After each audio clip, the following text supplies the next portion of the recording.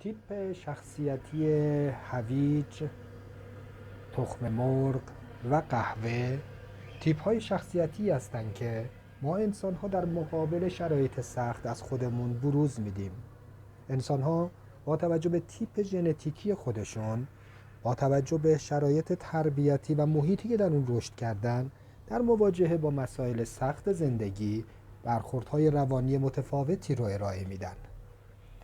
اگر شرایط سخت زندگی رو شبیه آب جوش در نظر بگیریم، برخی انسان‌ها مانند هویج در این شرایط سخت از قبل لهتر میشن، ضعیفتر میشن و در شرایط سخت زندگی ذوب میشن.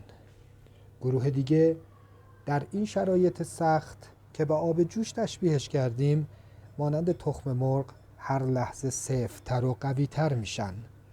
اما بهترین نوع تیپ شخصیتی در این رابطه تیپ شخصیتی شبیه قهوه هستش که نه تنها در شرایط سخت خودش رو از دست نمیده، بلکه محیط رو هم شبیه و همرنگ خودش میکنه.